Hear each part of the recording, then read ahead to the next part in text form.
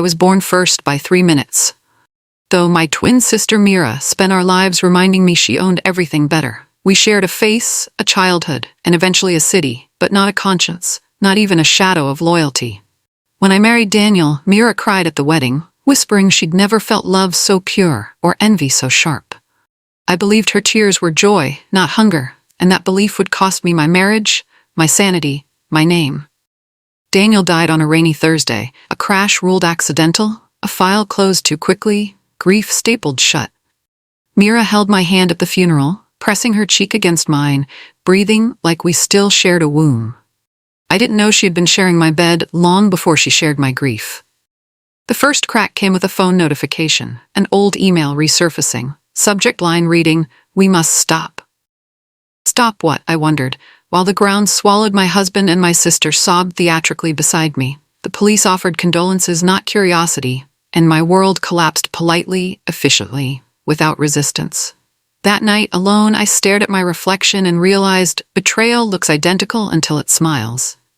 Grief sharpens instincts, and mine screamed that Daniel's death was too neat, too convenient, too silent. I began retracing days, conversations, and unexplained absences, stitching memories like evidence across sleepless nights. Mira moved into my house to help, occupying spaces Daniel once filled, wearing comfort like stolen jewelry. She cooked meals I couldn't eat, spoke softly to neighbors, curated sympathy like an art exhibition. Meanwhile, Daniel's laptop finally unlocked, revealing folders hidden beneath work files and innocent vacation photos. Inside were messages, months old, filled with coded affection and guilt, signed only with the letter M. My twin's initial, my blood's fingerprint, suddenly everywhere. Undeniable and suffocating. One message mentioned insurance, another mentioned timing, and one chilling line read, "After the accident, we're free." Free from what, I wondered, staring at words that felt like hands around my throat. I didn't confront her. Not yet. I learned restraint can be sharper than rage when aimed correctly. Instead, I smiled, cried on cue, and decided justice would require patience, precision, and performance. Daniel's life insurance paid out fast, faster than expected, flagged nowhere, questioned by no one official. Mira helped me sign paperwork, guiding my shaking hand, her voice honeyed with concern and control. What she didn't know was I copied everything, scanned signatures, and recorded conversations behind grief-softened eyes. A clause caught my attention. Secondary beneficiaries could change under emergency medical advisement. Daniel had changed it 3 weeks before his death, adding Mira's name alongside mine. She had prepared, meticulously, legally, wearing love like camouflage. I visited the insurance office alone, requesting copies, feigning confusion, watching employees shift uncomfortably. One clerk hesitated, mentioned pressure, phone calls, a woman identical to me but colder, sharper. That was Mira, impersonating grief before I even knew betrayal had begun. Power shifted subtly then. Knowledge weighs more than money when revenge requires truth. I left smiling, thanking them, already planning how silence would become my loudest weapon. I let the world believe I was broken. A widow floating through days like discarded fabric. Mira thrived in that narrative, stepping into public roles, managing finances, comforting me performatively. She hosted charity events in Daniel's name, collecting praise, followers, and a growing online presence. I watched quietly as she posted inspirational quotes about healing, tagged with my husband's photograph. Every post earned thousands of likes, and with them, credibility, influence, and a dangerous sense of invincibility. Behind closed doors, I cataloged contradictions, timelines, and emotional slips she never noticed me recording. She underestimated grief, assuming pain disables intelligence. She was disastrously wrong. One night, she drank too much wine and whispered, "Some sacrifices bring freedom," smiling like a confession. I nodded, pretending not to understand, while my phone captured everything she thought was safe. The power was shifting again, this time invisibly, like a loaded stage before a final act. Revenge doesn't announce itself. It rehearses patiently until applause becomes judgment. I created an anonymous account, posting fragments of grief, betrayal, and unanswered questions, never naming names. The internet responded hungrily, stitching theories, demanding accountability, sensing a story hiding beneath tragedy. Mira noticed the posts, dismissing them publicly, yet obsessively refreshing comments in private. She confronted me gently, asking if I'd been online, fishing for guilt she assumed I carried. I cried convincingly, saying grief makes people imagine monsters, and she hugged me tightly. That hug felt like closure, not forgiveness, because I knew her time was approaching. I released the first piece of evidence, a blurred screenshot, a timestamp, a suggestive phrase. Nothing explicit, just enough to plant doubt like a slow-growing weed. Followers multiplied, hashtags formed, and true crime forums began circling Mira's curated perfection. The power tipped. She felt it, panicked, and began making mistakes. Mistakes are gifts when justice requires exposure, not blood. Mira attempted damage control, posting tearful videos defending love, loyalty, and sisterhood. Her followers split, some comforting, others questioning inconsistencies she couldn't smooth over. I released audio next, distorted but recognizable, mentioning insurance, timing, and the accident. The internet erupted, dissecting voices, comparing faces, drawing lines I'd waited months to reveal. Police reopened Daniel's case quietly, citing public interest and emerging evidence. Mira denied everything, accusing trolls, jealousy, and grief-induced hysteria, pointing subtly toward me. I played the victim publicly, shocked by accusations, clinging to my sister for support. Privately, she screamed, demanded to know what I'd done, eyes wild with fear. I told her truth calmly, justice doesn't need permission.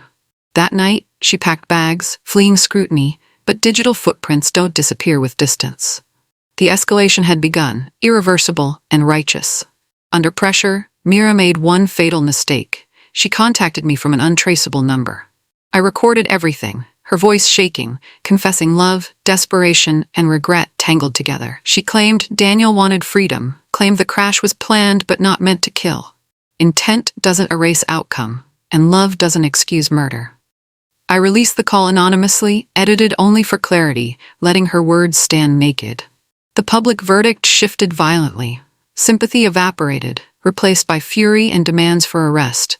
Sponsors dropped her, charities distanced themselves, and followers turned predators overnight. Police issued a warrant. Mira became a fugitive, hunted by law and public opinion. I felt no joy yet, only gravity. Like justice approaching requires emotional steadiness. My power was now absolute, built not on cruelty but truth revealed strategically. The twin bond shattered publicly, blood finally proving nothing without conscience. Mira was arrested in a coastal town, hiding under a fake name, her face still recognizable. Footage went viral, her crying, mascara streaked, shouting my name like a curse. I watched calmly, hands steady, knowing this moment belonged to consequence, not vengeance alone. She demanded to see me, begged through lawyers, letters, and monitored calls. I refused, silence more punishing than confrontation. Prosecutors built the case meticulously, using financial records, impersonation charges, and digital confessions. The trial became a spectacle, streamed, analyzed, monetized by a public hungry for downfall. I testified once, briefly, stating facts without tears, letting evidence speak louder. The jury convicted quickly, intention debated, outcome undeniable. Mira was sentenced to life with parole eligibility far beyond relevance. Justice settled heavily, not celebratory, but complete. After the verdict, the internet crowned me survivor, strategist, symbol of poetic justice. Book offers arrived, documentary requests flooded inboxes I'd nearly forgotten existed. I declined most, choosing control over chaos, narrative over exploitation. Grief returned differently now, quieter, no longer poisoned by unanswered questions. Daniel's memory felt clean again, untangled from betrayal. I visited his grave, told him truth, told him justice had spoken clearly. Power shifted inward, no longer about exposure, but healing earned through resilience. The revenge had gone viral, but its purpose was never fame. It was closure, accountability, and reclaiming a stolen life. Blood betrayed me, but truth restored balance. And balance, finally, felt like peace. Silence after justice is louder than chaos before it. With Mira imprisoned, the world expected my healing to be immediate, photogenic, inspirational. Instead, I discovered justice doesn't erase damage, it only stops it from spreading. Old friends resurfaced, apologizing for doubting me, for praising Mira's grace while I drowned quietly. I accepted none of it fully, learning forgiveness is optional, not mandatory. Daniel's parents invited me back into their lives, guilt heavy in their voices for trusting Mira. Together, we uncovered more. Forged medical notes, bribed mechanics, erased surveillance footage. Each revelation confirmed the verdict, strengthening closure while deepening sorrow. I testified again, this time to internal review boards, ensuring no similar case would be buried quietly. Power shifted outward now, toward reform, toward prevention. Justice expanded beyond personal revenge into systemic correction, something Mira never anticipated. Her silence in prison grew heavier with every reform credited to my testimony. Mira's letters began arriving monthly, pages soaked in remorse, manipulation, and self-pity. She wrote of nightmares, of Daniel's face haunting her, of me abandoning her to monsters. I read them once, cataloged them as evidence of character, not healing. One letter admitted more planning than prosecutors ever proved. I handed it to authorities without hesitation. The parole board thanked me quietly. Power shifted again. Her words, once weapons, now shackles. I never replied. Silence remained my sharpest response. A streaming platform released a dramatized documentary without my consent. They softened Mira, framed me as coldly strategic. Public opinion flickered dangerously. I sued, publicly and decisively, releasing raw, unedited evidence alongside court filings. The platform settled, retracting the series. The truth reasserted itself, louder than fiction. Justice doesn't need embellishment. Messages poured in from people betrayed by family, partners, twins. I founded a digital support network, anonymous, legally protected, trauma-informed. What began as revenge evolved into refuge, power transformed into purpose. Mira lost relevance, survivors gained voices. Years later, Mira faced her first parole review. I attended silently. Her apology was rehearsed, hollow, strategic. I submitted a single-sentence statement. Remorse acknowledges harm, accountability accepts consequence. Parole denied unanimously. The room exhaled justice. I scattered Daniel's ashes where we once planned futures. I told him everything. Grief finally loosened its grip. Closure arrived gently, not violently.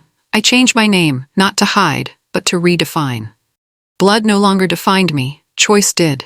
In prison, Mira attacked another inmate who resembled me. Psych evaluations stripped her remaining privileges. She faced herself daily now, without mirrors. I spoke once publicly, not about revenge, but warning signs. The audience listened differently this time. Education replaced spectacle. Mira attempted suicide, survived, confessed fully in medical delirium. Her words sealed her fate permanently.